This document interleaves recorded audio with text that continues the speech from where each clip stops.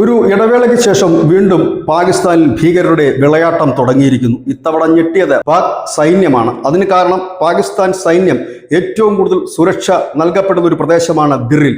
ആ ദിറിലാണ് ഹാഫിസ് സയ്യിദിന്റെ ലഷ്കർ എ തോയ്ബയുടെ തലവൻ ഹാഫിസ് സയ്യിദിന്റെ വലങ്കൈ ഹബീബുള്ള ഹക്കാനി അജ്ഞാതരുടെ വെടിയേറ്റ് മരിക്കുന്നത്. 2008 മുമ്പേ ആക്രമണത്തിൽ ഹാഫിസ് സയ്യിദിന് എല്ലാ സഹായവും ചെയ്തു കൊടുത്തത് ഈ ഹക്കാനി ആയിരുന്നു. ഈ ഹക്കാനിയാണ് ഇപ്പോൾ അജ്ഞാതരുടെ വെടിയേറ്റ് കൊല്ലപ്പെട്ടിരിക്കുന്നത്. ഇതോടുകൂടി തന്നെ വലിയ ജനരോഷവും അവിടെ ഉയരുന്നുണ്ട്. നമുക്കറിയാം, ഇന്ത്യയുടെ ഓപ്പറേഷൻ സിന്ദൂറിൽ അവിടുത്തെ പ്രധാനപ്പെട്ട ഭീകര കേന്ദ്രങ്ങളെല്ലാം തകർന്ന് തരിപ്പണമാക്കിയിരുന്നു.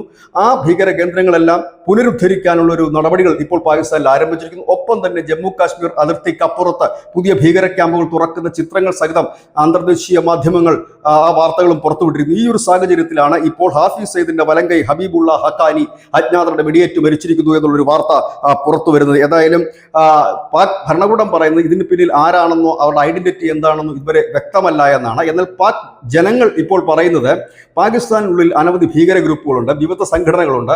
അവർ തമ്മിലുള്ള പകയും ഇല്ലെങ്കിൽ വൈരാഗ്യവുമാകാം. അതുകൊണ്ട് തന്നെ ആദ്യം ചെയ്യേണ്ടത് പാകിസ്ഥാനുള്ളിലുള്ള ഭീകര കേന്ദ്രങ്ങൾ തകർക്കുകയും ഭീകരവാദികളെ പിടിച്ചകത്തിടുകയും ചെയ്യണം എന്നാണ്.